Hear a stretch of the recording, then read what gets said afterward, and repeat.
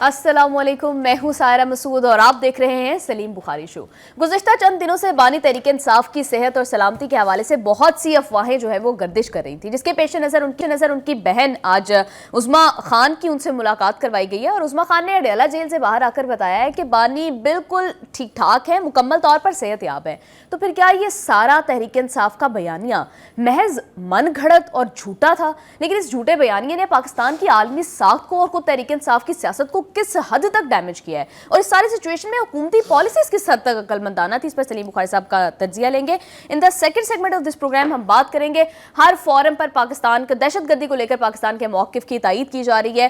کل Washington post نے یہ رپورٹ کیا، آج یوریشیا ریویو بھی یہی کہہ رہا ہے کہ افغانستان دہشت گردوں کا گڑھ بن چکا ہے اور یہاں سے نہ صرف پاکستان بلکہ پوری دنیا کے امن کو خطرہ ہے۔ اور آج بھی پاکستان میں دہشت گردی کے دو افسوسناک واقعات پیش آئے ہیں جس میں سرکاری افسران کو نشانہ بنایا گیا ہے۔ اس ساری صورتحال پر بخاری صاحب کے ساتھ ڈسکشن کریں گے۔ اینڈ لاسٹلی پنجاب حکومت کی جانب سے ٹریفک قوانین کی خلاف ورزی پر سخت کریک ڈاؤن کیا جا رہا ہے، بھاری جرمانے کیے جا رہے ہیں، چالانز کیے جا رہے ہیں، گرفتاریاں کی جا رہی ہیں۔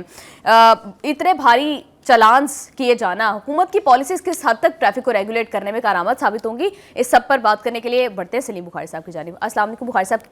میں تو ٹھیک ہوں، مجھے آج آپ ٹھیک نہیں لگ رہی ہیں۔ جی میرے خیال سے وہ جو میں نے بھگتا ہے وہ اب آپ کی باری ہے شاید۔ جی آلموسٹ سچویشن ویسی ہوتی جا رہی ہے۔ بخاری صاحب خیر تحریک انصاف والوں کے لیے آج اچھا دن ہے، ان کی بہن کی ملاقات کروا دی گئی ہے۔ جی بخاری صاحب، سارا تحریک انصاف کا بیانیہ جو انہوں نے کریٹ کیا تھا، اتنا زیادہ پینک ورکرز کے اندر، ووٹرز کے اندر، کہ اور پھر انٹرنیشنلی بھی اس کو اتنا ریز کیا گیا، بھارتی میڈیا میں جا کر انٹرویوز دیے گئے، کیا ریزن کیا تھی؟ میں تو اب تک لاجک سمجھ نہیں پائی ہوں۔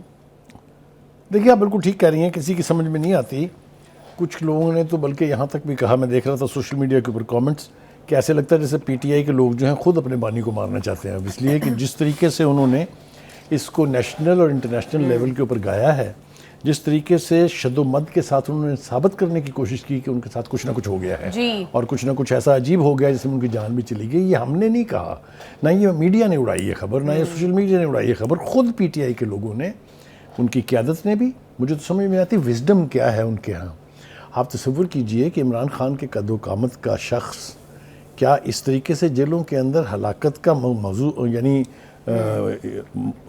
یہ ایسا ہو سکتا ہے کہ ان کی جان کے ساتھ کوئی کھلواڑ کر سکتا ہے؟ یہ کیسے سوچ لیا انہوں نے؟ This only shows they don't think with their minds. یہ ویمز پر چلتے ہیں، اپنی ویمز پر، کہ ایسا ہو گیا ہے لہٰذا they start believing it۔ ہاں، یا پھر ضرورت سے زیادہ سر سوچتے ہیں۔ نہیں، میں نے کہا نا کہ وہ ویمز کے جب آپ when you act on whims پھر آپ کو زیادہ سوچنا پڑتا ہے۔ بالکل۔ تو ایک بات تو یہ، دوسری بات یہ کہ پھر اس پانی کے بلبلے کا جو کریٹ کیا گیا جس میں طوفان لانے کی کوشش کی گئی، اس بلبلے کو پھوڑا بھی خود کسی اور نے نہیں، ان کی اپنی سگی بہن نے۔ عظمیٰ خان کی ملاقات کے بعد جو کچھ انہوں نے کہا، اس میں سے جو دو کی پوائنٹس ہیں، ایک تو یہ کہ انہوں نے کہا کہ ان کی صحت بالکل ٹھیک ہے، دوسری بات انہوں نے کہا کہ ان کو مسلسل قید تنہائی میں رکھا جا رہا ہے، انہیں خطاب کرنا چاہیے جلسے سے، یا انہیں رات کو ایک محفل موسیقی بھی سجانی چاہیے وہاں پر۔ آپ جیل میں ہیں، آپ اپنے گھر کے ڈرائنگ روم میں نہیں ہیں، ایک بات تو یہ ہے۔ دوسری بات یہ کہ انہوں نے کہا کہ جی انہیں ذہنی اذیت دی جا رہی ہے۔ آئسولیشن بہت بڑی اذیت ہے، کوئی دو رائے نہیں ہے اس کے بارے میں، اور ہر جرم کرنے والے کو یہ سوچنا چاہیے کہ جب اس کی سزا ملے گی تو وہ کتنی تکلیف دہ ہو سکتی ہے۔ Last but not the least, انہوں نے کہا کہ میں اصل بات تو کروں گی اپنی باقی دو بہنوں سے مشاورت کے بعد، میننگ دیٹ کہ اب اس کا کیا پولیٹیکل ٹوسٹنگ کرنی ہے، یہ میں ان سے، ابھی تک وہ ہمارے سامنے نہیں آئی ہے لیکن بہرحال اس کو ہم دیکھیں گے۔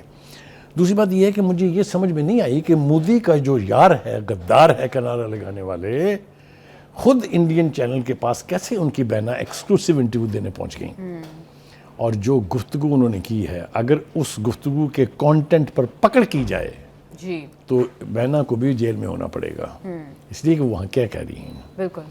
انہوں نے ایک تو فالس پریمیسز پر یہ کہا کہ اگر ان کو ہلاک کر دیا گیا ہے تو پھر تو بہت سارے لوگ قتل ہوں گے، جو اشارے تھے ان کے میں یہاں دہرانا نہیں چاہتا ہوں۔ اور پھر تحریک انصاف یہ گلا کرتی ہے کہ ان پہ غدار ہونے کا الزام لگایا جاتا ہے۔ ایبسولوٹلی ان گارڈڈ گفتگو تھی پوری کی پوری ان کی اس چینل کے اوپر، جس طریقے سے پھر ہندوستان نے اس کو ٹوسٹ کیا ہے، جانتے بوجھتے ہوئے کہ وہاں پر جو بھی خبر ان کی زبان سے جائے گی اس کا ایک تماشا بنے گا، انہوں نے اس کے باوجود ہندوستانی چینل کا خطاب کیا۔ ٹھیک ہو گیا جی۔ دوسری طرف حکومت نے اپنی رٹ قائم کرنے کے لیے ملاقاتوں پر پابندی لگائی تھی، اور ایک بات اور میں کہوں, مجھے حیرت یہ ہے کہ 4 سال تک حکومت میں رہنے کے باوجود پی ٹی آئی کی لیڈرشپ یہ نہیں سمجھ پائی کہ حکومت کے کیا کیا اقدامات ہوتے ہیں, کیوں ہوتے ہیں, کس لیے ہوتے ہیں, کیا گیج کرنا چاہتے ہیں وہ. ملاقاتوں پر پابندی لگا کے حکومت نے صرف یہ دیکھنا چاہا تھا کہ کتنے گٹ کسبل ہیں پی ٹی آئی میں, وہ ثابت ہو گئے سارے. ناکوں پر رک کے پھر آرام سے چلے گئے. چیف منسٹر صاحب پورا پیرافینیلیا لے کے آئے, گاڑیوں کی قطاریں تھی, لیکن ہر دفعہ کہتا میں 8 دفعہ آیا, 8 دفعہ آرام سے واپس چلے گئے. تو حکومت کو پتہ لگ گیا کہ ان کے کسبل کیا ہیں. اس کے بعد انہوں نے اعلان کیا کہ ہم پارلیمنٹ کی پروسیڈنگز نہیں چلنے دیں گے. اب اس بیان سے پیچھے جا رہے ہیں, کہتے ہم نے تو یہ کہا ہی نہیں تھا. ٹھیک ہے, وہ بھی دیکھ لیا کر کے نہیں ہوا وہ. پھر انہوں نے کہا ہم اسلام آباد ہائی کورٹ کے سامنے مظاہرہ کریں گے, ہائی کورٹ کے سامنے مظاہرہ کریں گے. وہ بھی آپ نے حال دیکھ لیا. پھر انہوں نے کہا کہ تمام M N As, M P As اور سینیٹرز کو حکم دیا گیا ہے بانی کی طرف سے کہ سب یلغار کریں اڈیالہ جیل پہ. کدھر ہیں؟ آج ہونی تھی. اب یہ کر کر کے پارٹی اپنے آپ کو خود, میں ذلیل کا لفظ تو استعمال نہیں کروں گا, لیکن خود اپنے آپ کو ایکسپوز کر رہی ہے کہ اس کی دعوت پر اب نہ ان کے الیکٹڈ ریپرزنٹیٹیو رسپونڈ کرتے ہیں اور نہ عوام کرتے ہیں. ابھی تو میں عوام کے رد عمل کی طرف آؤں گا, وہ کسی اور حوالے سے ہے. جی بخاری صاحب, لیکن ہم ساری سچویشن میں دیکھ رہے تھے, یوں لگ رہا تھا کہ جیسے حکومت کے درمیان اور پی ٹی آئی کے درمیان بہت اسٹرانگ قسم کا ڈیڈ لاک چل رہا ہے, اور بانی سے ملاقات جیسے آپ بتا رہے ہیں کہ نہیں ہونے دی جا رہی تھی, اور پھر کے پی کے میں گورنر راج کی باتیں ہو رہی تھی, تو یہ لگ رہا تھا کہ حالات بہتری کی طرف نہیں جا رہے. لیکن اب جب ملاقات ہو گئی ہے تو اب سچویشن کس طرف جائے گی؟ کیا ڈیڈ لاک ختم ہو گیا ہے؟ دیکھیے, یہ ڈیڈ لاک ختم نہیں ہوگا جب تک دماغی طور پر اور ذہنی طور پر یہ لوگ یہ فیصلہ نہیں کر لیں گے کہ کرنا کیا چاہتے ہیں. اصل میں پارٹی کی پوری لیڈرشپ اور فیملی یہ سب چلتی ہیں بانی پی ٹی آئی کے ومزیکل ایٹیچیوڈ پر. یہ میں بہت محتاط طریقے سے لفظ یہ استعمال کر رہا ہوں, ومزیکل ایٹیچیوڈ جو ہے, اس لیے کہ وہ کبھی تو کہتے ہیں مذاکرات کریں, کبھی چوتھے راؤنڈ کے اوپر جب فائنل ہونے لگتی ہیں چیزیں تو کہتے ہیں مذاکرات کو منسوخ کر دیں. کبھی وہ کہتے ہیں کہ میں طاقتوروں سے بات کروں گا اور کسی سے بات نہیں کروں گا, پھر کہتے ہیں حکومت کے ساتھ مذاکرات کا آغاز کر دیں. تو جب اس طرح کے ومزیکل ایٹیچیوڈ کے اوپر آپ فیصلے کریں گے تو پھر پارٹی ایکسپوز ہو رہی ہے, پارٹی کے سپورٹر ایکسپوز ہو رہے ہیں. ابھی دیکھیں ایک اور حرکت ہو رہی ہے. مجھے یوں لگتا ہے, میں ذمہ داری سے یہ کہہ رہا ہوں کہ پی ٹی آئی کی قیادت یوں لگتا ہے کہ وہ کہہ رہی کہ آپ نے ابھی تک گورنر رول لگایا کیوں نہیں. جب آپ سٹیٹ کو پرووک کرتے ہیں کہ لگا کے دیکھیں تیری ایسی کی تیسی, قیامت آ جائے گی. وہ قیامتیں 6-7 دفعہ اعلان کرنے کے باوجود تو ابھی تک نہیں آئی, کیونکہ قیامتیں آتی ہیں اللہ کی مرضی پر, بانی کی مرضی سے تو آئیں گی نہیں وہ, نہ ہی ان کی خواہشات اور ان کی دعاؤں سے آئیں گی. وہ میں مثالیں کبھی کبھی دے دیتا ہوں, پھر وہ بہت دور تک بات چلی جاتی ہے. اینی وے میں اس وقت اوائڈ کر رہا ہوں وہ مثال دینا. اینی وے تو یہ خود ایکسپوز کر رہے ہیں. اسد کیسر نے کہا آپ لگا کے دیکھیں, وہ جو سہیل افریدی صاحب ہیں انہوں نے کہا تو لگ پتہ جاسی یہ گورنر راج چھوڑیں, یہاں عمران خان راج ہے. بیت گئے وہ دن. ٹھیک ہے, انہوں نے کہا تھا آپریشن نہیں کرنے دیں گے, ہو رہا ہے کہ نہیں ہو رہا. جی لیکن بخاری صاحب اتنے زیادہ مشکل ڈیسیجنز جن کے بہت سارے پیرامیٹرز ہوتے ہیں ان کو جج کرنے کے اور یہ ڈیسیجنز لینے کے, وہ صرف پرووک کرنے پر تو نہیں لگائے جا سکتے نا. دیکھیے ایسا تو کر رہے ہیں نا وہ, اسی لیے تو میں نے کہا ہے کہ وہ ایگزاسٹ کر رہے ہیں ایس ٹی کو بھی, اپنی فالوورز کو بھی. جو لوگ لاکھوں کی تعداد میں نکل آتے تھے, ہم نے دیکھے اپنی آنکھوں سے کہ عمران خان جہاں کہیں جلسے کا اعلان کیا لوگ جوک در جوک آتے تھے. But where are they now? ابھی جو الیکشن ہوا, بائی الیکشن ہوا, اس میں where were they those voters? تو جو پارٹی کی لیڈرشپ اپنی حرکات سے ووٹر اور ورکر دونوں کو ناراض کر لے, اسے صرف اس پارٹی کی بدقسمتی کہا جا سکتا ہے اور کچھ. یہ میں بتاتا ہوں آپ کو ہمت نا جی ان کی. آپ جائیے اس وقت جب ہنگو میں, وہ کرم میں جب وہ مورچہ بندی چل رہی تھی, تو ان میں سے کسی کی جرت نہیں تھی بشمول چیف منسٹر کے, چاہے وہ علی امین گنڈا پور جیسا خود, ان میں بھی ضرورت نہیں تھی کہ جا کے فیس کریں ان کو. پھر ان کو ضرورت پڑ جاتی ہے وہاں پر فوج کی اور ایف سی کی اور رینجرز کی. تو یہ میں جانتا ہوں یہ ادھر بھبکیاں جو ہے نا, یہ بھائی صاحب کل تک اسٹوڈنٹ لیڈر تھے, ان کے اوپر چارجز تو سنیں کیا ہیں, کہیں گن رننگ کے ہیں, کہیں نارکوٹکس کے ہیں, کہیں کچھ ہیں, کہیں کچھ ہیں. یہ دھمکیاں دے دے کے انہوں نے بانی کی زندگی تو عذاب سے دوچار کی ہی ہے, یہ اپنی زندگی بھی عذاب سے دوچار کرتے جا رہے ہیں. اس لیے کہ اگر ان کی پرووکیشن پر گورنر رول لگ ہی گیا تو بھائی کہاں جائیں گے, جیل جائیں گے. جی بخاری صاحب بالکل ٹھیک کہہ رہے ہیں. پروگرام میں واپس آئیں گے ایک شارٹ بریک کے بعد, ہمارے ساتھ رہیے گا.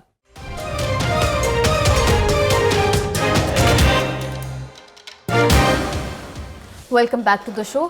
بالکل بالکل بخاری صاحب سب اپنا اپنا حصہ ڈال رہے ہیں. اسد کیسر صاحب نے بھی پارلیمنٹ میں گفتگو کی ہے, وہ ذرا دیکھیے. اگر اس قسم کی حکومت سوچ رہی کسی طور پر صوبے میں گورنر راج کی, تو آپ یاد رکھیں جو کرنا ہے کرے, لیکن پھر اس کی جو پولیٹیکل ریپرکشن ہوگی وہ آپ کو پتا ہوگا کہ پھر آپ سے سنبھالا نہیں جائے گا. یہ اپنے رویوں میں دھمکی دے رہے ہیں اس پاکستان کی, مجھے معلوم ہے یہ کیا کہتے ہیں. یہ بار بار 1971 یاد دلاتے ہیں, یہ بار بار مشرقی پاکستان کے واقعات یاد دلاتے ہیں, لیکن تاریخ بھول جاتے ہیں. اوبجیکٹیولی صرف اس کا حوالہ ضرور دیتے ہیں, لیکن خود کیا کر رہے ہیں وہ ان کو یاد نہیں ہے. یعنی وہ لوگ جنہوں نے پاکستانیوں کی زندگی ہی نہیں بلکہ اب تو پوری دنیا کی زندگی کو عذاب سے دوچار کیا ہوا ہے, ان کو امریکہ سے نکالا جا رہا ہے, ان کو ایران سے نکالا گیا ہے, ان کو برطانیہ والے نکالنے کی سوچ رہے ہیں, ان کو اپنی کرتوتیں یاد نہیں ہیں. کہنے کا مطلب یہ ہے کہ یہ جو دھمکیاں لگا رہے ہیں, جو دھمکی امیز لہجہ ہے, اس سے نقصان ہوگا, فائدہ نہیں ہوگا. دیکھیں نا, جس پارلیمنٹ کو کہتے تھے چلنے نہیں دیں گے, پروسیڈنگز نہیں ہونے دیں گے, وہاں کھڑے ہوئے تقریر کر رہے ہیں. جی یہ تو ان کا حال ہے. تو ان کے ساتھ جو کچھ ہونے والا ہے وہ ان کو خود نہیں پتا ہے. ابھی بھی دیکھیں آپ, بیرسٹر گوہر کچھ اور زبان بول رہے ہیں, جی اسد کیسر کچھ اور زبان بول رہے ہیں, سہیل افریدی کچھ اور زبان بول رہے ہیں. کوہیشن ہی نہیں ہے. ایک پارٹی کی لیڈرشپ کے اندر جو ایک انڈرسٹینڈنگ اور ایک ڈیسیشن کے تحت آپریٹ کرنا ہوتا ہے وہ لیک کر رہے ہیں. بالکل. وہ جو ہمارے دوست ہیں فیصل واڈا, ہاں جی, وہ کمال کے بندے ہیں. وہ نا کچھ عرصے کے بعد, 2-3 مہینے کے بعد پھر پی ٹی آئی کو یہ اوقات یاد دلانے کے لیے آ جاتے ہیں. انہوں نے ان کو مشورہ دیا ہے کہ پالیسی یہی ہونی چاہیے, 2 قدم پیچھے ہٹیں, 1 قدم آگے بڑھیں, ورنہ نقصان ہوگا. وہ ٹھیک کہہ رہے ہیں. جی انہوں نے کہا ہے کہ جو آپ دھمکیاں دے رہے ہیں اس کے اوپر آپ عمل کر کے پھر دیکھیں کیا ہوتا ہے آپ کے ساتھ. بخاری صاحب, جس طرح سے ہم نے دیکھا کہ ابھی بہت بڑا دھچکا پی ٹی آئی کو آلریڈی لگا ہے, ان کا بیانیہ پوری دنیا کے سامنے بے نقاب ہو چکا ہے, جھوٹا ثابت ہو چکا ہے, اور پھر ایٹ دا سیم ٹائم اگر خیبر پختونخوا میں بھی گورنر راج لگ جاتا ہے تو تحریک انصاف تو بالکل سیاسی منظرنامے سے آؤٹ ہو جائے گی, اور زیادہ ارریلیونٹ ہو جائے گی, مزید سکڑ جائے گی. میں نے آپ سے کیا کہا, وہ میں شعر سناتا ہوں نا بعض وقت, کچھ تو خزاں ہے باعث بربادی یہ چمن, اور کچھ باغباں کا ہاتھ بھی اس میں ضرور ہے. کچھ تو ممکن ہے کہ کوئی دوسری سیاسی پارٹیاں یا کوئی پاور دیٹ بھی پلان کر رہی ہو ان کو کرٹیل کرنے کے لیے, لیکن جو سازشیں وہ خود اپنے ساتھ کر رہے ہیں اور اپنی پارٹی کے ساتھ اور بانی کے ساتھ کر رہے ہیں, اس کا کیا کہیں گے. دیکھیے, ایک ایک کر کے لوگ جو پارٹی کے ڈیڈیکیٹڈ کمیٹڈ لوگ تھے جنہوں نے تحریک انصاف بنائی تھی, وہ اپنی پناہ گاہوں میں واپس چلے گئے ہیں. میں نام لینے بیٹھوں گا تو درجنوں نام ہیں, بہت سارے. تو آپ سمجھ رہی ہیں, آپ کی مسکراہٹ بتا رہی ہے کہ آپ میری بات سمجھ رہی ہیں میں کیا کہہ رہا ہوں. اب یہ رہ گئے ہیں فصلی بٹیرے, یا یہ رہ گئے ہیں وہ ہو آلسو رین. یہ اپنی مرضی اور اپنی بولیاں بول کے مانی کی زندگی کو عذاب بنا رہے ہیں. دیکھیں نا بیانیوں کا تصاد دیکھیں. بانی کہتے ہیں میں عدالتوں سے انصاف لوں گا, نہ ڈھیل لوں گا نہ ڈیل لوں گا. تو پھر یہ باہر کھڑے ہو کے جب آپ کہتے ہیں کہ بانی کو رہا کریں, یہ نعرہ کس خوشی میں ہے. جی بخاری صاحب, فائنلی مولانا فضل الرحمان کو ایک دفعہ پھر سے 27ویں آئینی ترمیم جو ہے وہ یاد آ گئی, اور اس کی مخالفت وہ کر رہے ہیں. وہ کہہ رہے ہیں اس ترمیم کے لیے کسی کو آن بورڈ نہیں لیا گیا, ہم سے مشاورت نہیں کی گئی. اگر میں مولانا فضل الرحمان صاحب کو جانتا ہوں, تھوڑا بہت یقینی طور پہ جانتا ہوں, میں نے ان کی بڑی لمبی کیمپین جو ہے پولیٹیکل وہ کور کی ہوئی ہے. آج ان کا لہجہ بہت مختلف تھا. وہ زبان جو پچھلے دنوں سے وہ پریس کانفرنسز میں یا میڈیا کے اوپر استعمال کر رہے تھے, آج وہ نہیں تھی. آج ایسا تھا جیسے وہ مشورے دے رہے ہیں حکومت کو کہ ایسا بھی کر لیں, ایسا بھی کر لیں, اس سے بہتری ہوگی, اس سے بہتری ہوگی. یہی رول ہے مولانا کا. مولانا کوئی دھمکی نہیں دے رہے تھے, آج کوئی سبوٹیج نہیں کر رہے تھے. آج ان کا فوکس صرف ایک اس آئینی ترمیم کے ایک شق کی طرف تھا جو اسلامی یعنی قوانین سے ریلیٹڈ ہے. شادی کی عمر جو ہے لڑکی کی, اس کے حوالے سے ان کا کہ دیکھیے جو چیز اسلام میں طے شدہ ہے, جو اسلامک نظریاتی کونسل نے طے کر دی ہوئی ہے, اس کے ساتھ آپ پنگا نہ کریں. تو it was more of a reconciliatory tone to be very honest, and more of a consultative mood جو مجھے لگا. آنے والے دنوں میں پتہ چل جائے گا کہ میں کس حد تک. جی بخاری صاحب, ابھی ہم جس سچویشن کی بات کر رہے تھے تحریک انصاف اور حکومت کے درمیان ڈیڈ لاک کی, میرے خیال سے سچویشن کو دونوں اینگل سے دیکھنا بڑا ضروری ہے. ہم بات کر رہے تھے کہ تحریک انصاف نے جس طرح سے انٹرویوز دیے دوسرے میڈیاز میں جا کر, اس سے پاکستان کے عالمی ساکھ کو نقصان پہنچا ہے. آپ کو کیا لگتا ہے کہ حکومتی پارٹیز کا بھی اس میں کچھ حد تک کردار ہے کہ اتنی دیر تک ڈیلے کیا گیا اس ملاقات کو؟ اگر فوراً سے بات کروا دی جاتی یا فوراً سے ملنے دیا جاتا تو رائٹرز کو جو انٹرویوز دیے گئے اور پھر انٹرنیشنل میڈیا پر جس طرح سے پاکستان کا مذاق بنائی, ہزیمت ہوئی ہے, وہ ہوتی؟ دیکھیے پہلی بات تو یہ ہے کہ اس حوالے سے بھی اب پاکستان کا موقف جو ہے مان لیا جائے گا کہ اس کو کچھ ہوا نہیں تھا، انہوں نے صرف ڈراماٹائز کیا اس کو انہوں نے صرف ہائپ کریٹ کی اس کی، there was nothing wrong. دیکھیے میں پھر آپ سے کہوں، ملاقاتیں چاہے عدالت اجازت دے یا آئین اجازت دیتا ہو، اس کا ایک شیڈیول ہے جو جیل مینول میں درج ہے. وہ جیل ہے، اسے جیل سمجھا جائے، اسے پارٹی کا ہیڈ کوارٹر نہ سمجھا جائے. آپ اس کو پارٹی سیکریٹریٹ نام بنائیں، نہیں بن سکتا وہ. جی یہ ملاقاتیں ہفتے میں 2 دن ہوتی ہیں، منگل اور جمعرات کو. لیکن بخاری صاحب ان شیڈیول ڈیز میں بھی نہیں ملنے دیا گیا جس نے ٹائم دیا. اس لیے یہ سارا پروپیگنڈا اس کی وجہ ہے، اس کی وجہ یہ ہے کہ اتنے لوگوں کی خواہشات تھی بانی سے ملنے کے لیے کہ اگر فیملی ہے تو اس کے 20 بندے ملنا چاہتے ہیں، اگر وکلا ہیں تو وہ کوئی 2 درجن بھر ملنا چاہتے ہیں، اگر سیاستدان ہیں تو ان کا کوئی حساب ہی نہیں ہے. جو اصل جس پر مجھے اعتراض ہونا چاہیے وہ تھا کہ چیف منسٹر کو ملنے دیا جانا چاہیے تھا. لیکن ذرا لہجہ تو دیکھیے چیف منسٹر صاحب کا. لیکن بخاری صاحب اگر ہم سیاسی ملاقاتوں کو ایک سائڈ پر رکھتے ہیں تو اب ان کے بیٹے سے بات کروا دی جاتی، ان کی کسی بہن سے ملاقات کروا دی جاتی، اب بھی تو کروا دی گئی ہے جب اتنا انٹرنیشنلی ہمارا مذاق بن چکا ہے. میں نے پہلے آپ سے کہا تھا کہ حکومت کی یہ اسٹریٹجی تھی کہ وہ فیلر پھینک کے گیج کرے کہ کتنی سخت باقی ہے پی ٹی آئی میں. یہ ملاقاتیں روکنا سوائے اس کے کچھ نہیں تھا، کیونکہ اگر بانی صحت مند تھے تو بقول آپ کے بالکل ٹھیک کہہ رہی ہیں آپ، پھر ملاقات کرانے میں کیا حرج تھا. جی بالکل. آئی تھاٹ کہ اسٹریٹجیکلی لوگوں نے دیکھنا چاہا کہ کتنی جان باقی ہے پی ٹی آئی میں. لیکن بخاری صاحب صرف یہ دیکھنے کے لیے کہ پی ٹی آئی میں کتنی جان باقی ہے پاکستان کا انٹرنیشنلی مذاق بنا دینا، ہاؤ جسٹیفائڈ از؟ دیکھیے پہلی بات تو یہ ہے کہ پاکستان کا جس طرح سے مذاق پہلے سوشل میڈیا کے اوپر پی ٹی آئی کے ہینڈلرز بناتے تھے، اب وہ نہیں بن رہا ہے. اب وہ میلے لٹ گئے ہیں کہ جب آپ جو چاہتے تھے ہائپ کریٹ کر کے پوری دنیا کے اندر پروپوگنڈا کرتے تھے. دیکھیے اس پروپوگنڈے کے تحت تو یہ بھی ہمیں بتایا گیا تھا نا کہ جو ہی ٹرمپ حلف اٹھائیں گے پھر وہ جہاز پکڑیں گے اور سیدھے اڈیالہ آئیں گے. یہ پوری دنیا میں نہیں تھا، تو پوری دنیا میں اس کا مذاق نہیں اڑا. جی بخاری صاحب بالکل ٹھیک کہہ رہے ہیں. پروگرام میں واپس آئیں گے ایک شارٹ بریک کے بعد، ہمارے ساتھ رہیے گا.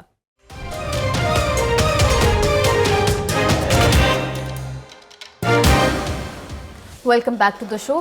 بخاری صاحب کل واشنگٹن پوسٹ کی جانب سے یہ خبر جو ہے رپورٹ کی گئی کہ افغانستان دہشت گردی کا گڑھ ہے. آج یوریشیا ریویو بھی سیم بات کر رہا ہے کہ افغانستان دہشت گردی کا گڑھ ہے، اور پہلے تو صرف پاکستان افیکٹ ہو رہا تھا، اب خطے کے باقی ممالک اور پھر امریکہ تک، مطلب پوری دنیا اس کی لپیٹ میں آئے گی. بخاری صاحب لیکن اس طرح کی رپورٹس آ جانے کے باوجود آن گراؤنڈ سچویشن پر کوئی اثر نہیں پڑتا.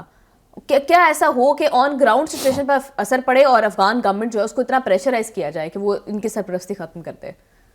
دیکھیے بات یہ ہے کہ جب تک بات ایک محدود ارینا میں رہتی ہے جی اس کے انٹرنیشنل آسپیکٹس یا اس کے انٹرنیشنل جو کانسیکوینسز ہیں اس کا اندازہ نہیں ہو پاتا. ہم چلا کے کہہ رہے تھے کہ افغانستان سے دہشت گردی ہو رہی ہے، افغانستان کی رجیم جو ہے جسے اب ہم مسلمان برادر ملک کہتے تھے اور برادر حکومت کہتے تھے، اب ہم ان کو افغان رجیم کہتے ہیں. کتنا کیٹیگورک فرق ہے تب اور اب میں. اس کے ذمہ دار کون ہے؟ خود افغان رجیم ہے. اس لیے ہمیں توقع یہ تھی کہ ہم ان کو اقتدار تک لانے میں انسٹرومنٹل رہے ہیں. ہمارے شیروں نے جانوں کی قربانیاں دی ہیں، ہمارے عوام نے اس کی قیمت چکائی ہے. جو دہشت گردی ہوتی رہی جس میں 80,000 کے قریب لوگ اپنی جانوں سے گئے ہیں، وہ قربانیاں ہی تو ہیں. وہ ہم نے کاہے کے لیے برداشت کی؟ اس لیے کہ ہمارے افغانستان بھائی ملک میں امن ہو جائے. لیکن اقتدار کی کرسی سنبھالتے ہی پھر ان کو کچھ بھی یاد نہیں ہے. انہیں یاد کرائیں تو چڑ جاتے ہیں. اب ایک بات لہٰذا اب چونکہ بات ہمارے ارینا سے بھی آگے بڑھ رہی ہے تو دنیا کے کان کھڑے ہو گئے ہیں. آپ دنیا دیکھیں، ہماری طرح نہیں ہے کہ سر پہ لاٹھی پڑے گی تو لگے گا پتہ دشمن آ گیا. وہ 50 سال بعد بننے والے دشمن کا آج سے حساب کرنا شروع کرتے ہیں اور اس کے لیے تیاری کرتے ہیں. وہ یہ دیکھ رہے ہیں کہ افغانستان ایک ایسا گڑھ بنتا جا رہا ہے جہاں دنیا جہان کی دہشت گردی جو ہے وہ پروان چڑھ رہی ہے. یو نیم اینی آرگنائزیشن جو بین ہے، یو نیم اینی آرگنائزیشن جو یونائٹڈ نیشن نے لسٹ پر رکھا ہوا ہے، وہ سب جو ہیں ان کے آلموسٹ ہیڈ کوارٹر اب کابل میں ہیں. ہم بھی یہی کہہ رہے ہیں، کب سے کہہ رہے ہیں ہم یہ کہ خدا کے واسطے اس ٹی ٹی پی سے جان چھڑا دے، داعش سے جان چھڑا دے. ہم کہہ رہے ہیں نا، بالکل. انہوں نے کوئی سن کے دی ہماری، اب دنیا کہہ رہی ہے. لیکن ہمارے کہنے اور دنیا کے کہنے میں بنیادی فرق ہے. ہم انہیں اس طرح کی سزا تو دے سکتے ہیں جو ہم نے ان کو ایک دن دی تھی کہ 25 پوسٹوں سے ہم نے بھگا دیا ان کو اور پاکستانی جھنڈے لگا دیے. دنیا جب سزا دے گی تو پھر یہ رجیم نہیں بچے گی. پھر دنیا جہان کا ناطقہ بند کرنے کا ہمیں حصہ بننا پڑے گا. بالکل. جب یہ اس کا گھیراؤ ہوگا, جب سینکشنز لگیں گی تو ہم ان سینکشن سے انحراف نہیں کر سکتے. بالکل. بخاری صاحب کیا وار آن ٹیرر 2.0 سٹارٹ ہونے کے چانسز آپ بالکل سٹیج اس کے لیے سیٹ دیکھ رہے ہیں؟ دیکھیے گزارش یہ ہے, سارا دارومدار جو ہے وہ اس وقت افغانستان کی لیڈرشپ پر ہے. اگر وہ اپنے دشمن خود ہیں تو کوئی دنیا کی طاقت اس سیناریو کو بلڈ اپ ہونے سے نہیں روک سکتی. جی. ابھی تک کے رویے اور وتیرے سے ایسا نہیں لگتا کہ وہ کوئی سوچ سمجھ کر اپنے فیصلے کرنے کی پوزیشن میں ہے. کیوں؟ اس لیے کہ ان کا آقا و مولا جو ہے اور ان کا قبلہ جو ہے وہ اب شفٹ ہو چکا ہے to New Delhi. New Delhi سے کسی مسلمان ملک کو اور خاص طور سے پاکستان کو کوئی توقع نہیں رکھنی چاہیے خیر کی. جو ناکوں چنے ہم نے ان کو جنگ میں چبوائے ہیں, جو ہم نے ان کے رفیل کی ایسی تیسی کر کے لیم ڈکس بنایا ہے, وہ اس کا بدلہ لینا چاہتے ہیں افغانستان کے تھرو. اور افغانستان کی قیادت اتنی بڑی احمق, اتنی بڑی وداؤٹ برین ہے کہ وہ آنکھیں بند کر کے ان کے جال میں پھنس رہے ہیں, اور اس جال سے نکلتے ہوئے ان کی گردنیں جائیں گی, یہ میں آپ کو بتا رہا ہوں. جی. لیکن بخاری صاحب اس کا خمیازہ سب سے زیادہ پاکستان بھگت رہا ہے. آئے دن دہشت گردی کے واقعات میں اضافہ ہوتا چلا جا رہا ہے. آج بھی یہ بنو میں میران شاہ میں اسسٹنٹ کمشنر جو ہے اس کو شہید کر دیا گیا, اس کے ساتھ 4 اور لوگ بھی جو ہیں وہ شہید. جب آپ کسی ایسے فتنے سے جان چھڑانا چاہتے ہیں جو جڑیں پکڑ چکا ہو آپ کے معاشرے میں, تو اس کی قیمت ادا کرنی پڑتی ہے. This is the price that we are paying for being kind to them. Yes. ہم جی. لیکن بخاری صاحب آپ کو نہیں لگتا کہ دس از دا رائٹ ٹائم کہ Pakistan has to deal with it with strong hands? دیکھیے میں پھر نا بار بار کنونشن سینٹر ریکال کرتا ہوں. مجھے حکومت کی بات نہیں کرتا میں. حکومت تو ولنریبل ہوتی ہے ہمیشہ. حکومت کمپرومائزز کرتے ہوئے نہ نیشنل انٹرسٹ کا خیال کرتی ہے, ان کو صرف اپنے اقتدار کی پڑی ہوتی ہے. لیکن جس فورس نے ہمیں یہ یقین دلایا پوری قوم کو کہ اب میں ان کو نہیں چھوڑوں گا, تو ہم جہاں یہ دیکھ رہے ہیں کہ واقعات ہو رہے ہیں, وہاں ہمیں ساتھ ساتھ یہ بھی گننا چاہیے کہ ایک دن میں 20 آپریشن بھی ہوئے ہیں. ایک دن میں 34 خوارج اور یہ جو دہشت گرد ہے ان کا کلا کما بھی ہوا ہے. دیکھیے یہ فورس انلیمیٹڈ نہیں ہوتی. جی. یہ بڑے لمیٹڈ لوگ ہوتے ہیں جن کو آپ مذہب کے نام پر, جن کو آپ فیشزم کے نام پر ایکسپلائٹ کر کے اپنے ساتھ ملا لیتے ہیں. جب ان کے اوپر کریک ڈاؤن ہوتا ہے پھر یہ ڈیسپریشن میں کچھ واقعات ضرور کرتے ہیں, لیکن یہ ان کی ویکنس کی نشانی ہے. چھوٹے چھوٹے واقعات جب ہونے لگ جاتے ہیں تو یہ بالکل آپ سمجھے کہ ایک طرح کا ریٹریٹ ہے. اب گنجائش کوئی نہیں ہے. پاکستان کی حکومت ہو, پاکستان کی اسٹیبلشمنٹ ہو, پاکستان کے خفیہ ادارے ہوں, پاکستان کے لا انفورسرز ہوں, ایک ہی ریزولو ہے کہ ان کو چھوڑیں گے نہیں. اور یہ میں آپ کو بتا رہا ہوں, دیر شاید لگے, کچھ اور ٹائم لگے, لیکن اس فتنے سے نجات حاصل کیے بغیر آپ نہ پنپ سکتے ہیں, نہ ڈیولپ ہو سکتے ہیں, نہ دنیا میں آپ کو عزت کی نگاہ سے دیکھا جائے گا. اب تک ہم پر الزام یہ لگتا رہا کہ ہم ان کے پروٹیکٹر ہیں سب سے زیادہ. بالکل بخاری صاحب, اور کل وزیر داخلہ صاحب بھی یہ بات کر رہے تھے کہ باقی تینوں صوبوں سے نکالا جا رہا ہے لیکن خیبر پختونخوا میں ان کو جو ہے وہ تحفظ دیا جا رہا ہے. لیکن ہم دیکھ رہے ہیں کہ جو خیبر پختونخوا کی عوام ہے, آئی ڈونٹ نو حکومت کی پالیسی سے کیا ہے یا وہ کس حد تک ان کو پروٹیکٹ کر رہے ہیں, بٹ عوام اس فتنے سے ہر صورت جو ہے وہ چھٹکارا چاہتی ہے. جی بخاری صاحب, یہ آپ نے لوگوں کی بات سنی, وہ تو بالکل اس حق میں ہے کہ افغانیوں کو نکال دینا چاہیے. ان کی وجہ سے صوبے میں جو ہے وہ امن استحکام پیدا ہو رہا ہے. اب یہ جو فورسز ہیں ان کو ٹوین ہیڈڈ اس کا سامنا ہے کریک ڈاؤن کا. ایک تو انٹرنیشنل میڈیا بتا رہا ہے which is a spokes organ of the world. Eurasia ہو, واشنگٹن پوسٹ ہو, یہ بڑے اخبار ہیں جو اپنے اپنے ملکوں کی حکومتوں کی ترجمانی کرتے ہیں. وہ بتا رہے ہیں کہ these people are not tolerable, ان کو برداشت نہیں کیا جانا چاہیے, ایلیمینیٹ کرنا چاہیے. دوسری طرف حکومت کریک ڈاؤن کر رہی ہے. اور ایک تیسری سمت ہے جو سب سے زیادہ خوفناک ہے, وہ ہے عوامی رد عمل. یہ جو کچھ آپ نے سنوایا ہے یہ وہیں کے لوگ ہیں, یہ رپورٹ تھوڑی بول رہے تھے. اور اگر وہاں کی عوام بھی اب سمجھتی ہے کہ ہماری صوبائی حکومت ان کی سہولت کاری کر رہی ہے اور وہ ہم نہیں چاہتے کہ وہ کرے, تو آپ دیکھیے گا اس رد عمل میں اور تیزی آئے گی. اور اگر یہ رد عمل بڑھتا گیا, کریک ڈاؤن بڑھتا گیا, انٹرنیشنل سپورٹ حاصل ہوتی رہی, تو یہ فتنہ ایک دن ختم ہو کے رہے گا. انشاءاللہ بخاری صاحب بالکل ٹھیک کہہ رہے ہیں. پروگرام میں واپس آئیں گے ایک شارٹ بریک کے بعد, ہمارے ساتھ رہیے گا.